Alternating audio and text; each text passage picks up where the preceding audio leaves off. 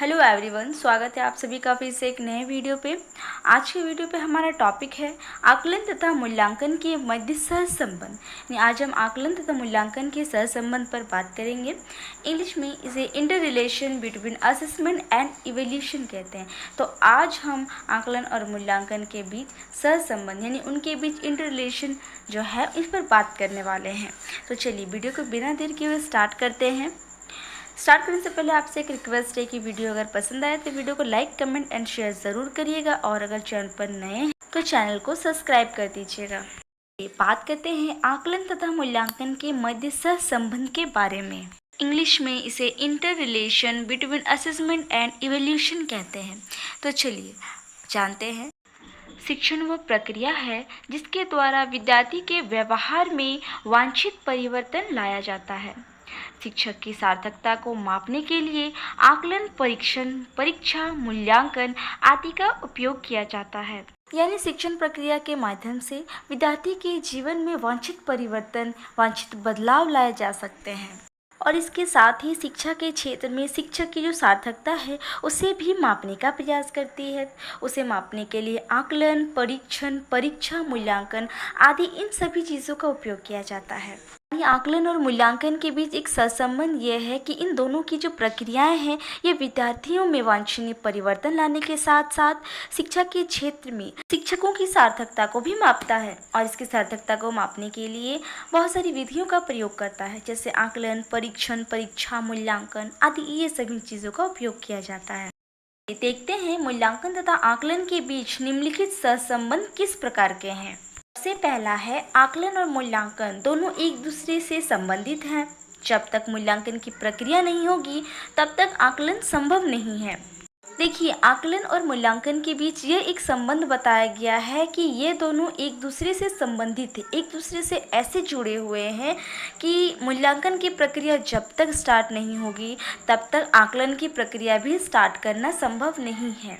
क्योंकि मूल्यांकन करने से पहले बच्चों का आकलन, उनका असेसमेंट करना बहुत ज़रूरी होता है, तभी जाके हमें उनकी कमियों, उनकी खामियों का पता चलता है और उनमें सुधार करने के लिए बहुत सारे प्रयास किया जाता है, तभी तो उनका सही से मूल्यांकन हो पाता है। और इसलिए आकलन और मूल्यांकन इस तरह से एक दूसरे से जुड़े हुए हैं। दूसरा है शिक्षा के क्षेत्र में आकलन और मूल्यांकन एक दूसरे के पूरक हैं, क्योंकि मूल्यांकन आकलन का ही व्यापक रूप है। देखिए, शिक्षा के क्षेत्र में आकलन और मूल्यांकन को एक दूसरे का पूरक माना गया है, क्योंकि मूल्यांकन जो है आकलन का व्यापक रूप माना जाता है, क्योंकि मूल्यांकन का क्षेत्र जो होता है बहुत फैला हुआ रहता है, बहुत बड़ा होता है, व्यापक होता है, जबकि मूल्यांकन का जो क्षेत्र है वो सीमित होता है। इसीलिए मूल्यांकन को आकलन का व्यापक रूप माना गया है और इसलिए ही आकलन और मूल्यांकन को एक दूसरे का पूरक माना गया है। अब तीसरा है आकलन और मूल्यांकन की प्रक्रियाएं निरंतर चलती रहती है, जिससे छात्रों का सतत विकास होता है। कि आकलन और मूल्यांकन के बीच एक संबंध यह भी है कि इन दोनों की प्रक्रियाएं निरंतर चलती रहती है, यानी कंटिन्यूअस ये चलता रहता है। इसके कारण छात्रों का कंटिन्यूअस डेवलपमेंट होता रहता है, इसीलिए इनकी जो प्रक्रियाएं हैं ये निरंतर चलने वाली प्रक्रियाएं मानी गई हैं। अब चौथा है मूल्यांकन व आकलन दोनों ही छात्रों के व्यवहारगत परिवर्तन विषयक साक्ष्यों को संकलन करने तथा परिवर्तन के स्तर, प्रकृति तथा दिशा के संबंध में निर्णय करने की प्रक्रिया है।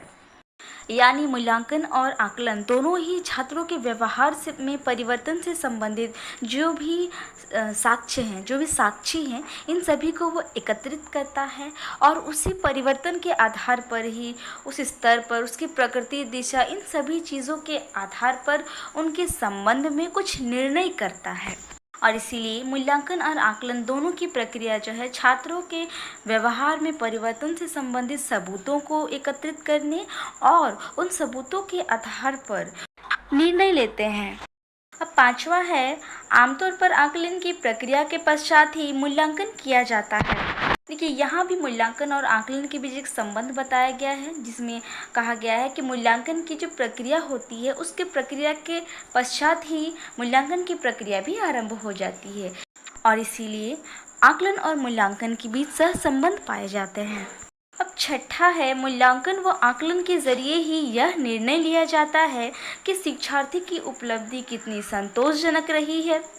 शिक्षण अधिगम परिस्थितियों द्वारा शिक्षण उद्देश्यों को किस सीमा तक और कितनी गुणवत्ता के साथ प्राप्त किया गया है, इसके लिए साक्ष्य इकट्ठे किए जाते हैं जो निर्णय लेने में सहायक होते हैं। देखिए, छात्र जो हैं पूरे सेशन भर पढ़ाए जाने के दौरान बहुत सी उपलब्धियां, बहुत से अचीवमेंट हासिल करते हैं। ठीक है, तो वो अचीवमेंट, वो उपलब्धियां कितनी संतोषजनक रही हैं, इन सभी चीज़ों का पता आकलन और मूल्यांकन के माध्यम से ही लगाया जाता है। इसलिए आकलन और मूल्यांकन के माध्यम से यह निर्णय किया जाता है कि उनकी जो उपलब्धियां हैं, छात्रों की जो उपलब्धियां हैं, जो अचीवमेंट है, वो कितनी संतोषजनक रही हैं। और इसके साथ ही टीचिंग लर्निंग प्रोसेस के दौरान शिक्षा के उद्देश्यों की कितनी प्राप्ति हुई है, किस सीमा तक प्राप्ति हुई है, उनकी गुणवत्ता कितनी सिद्ध हुई है, इन सभी चीज़ों का पता मूल्यांकन और आकलन द्वारा ही लगाया जाता है।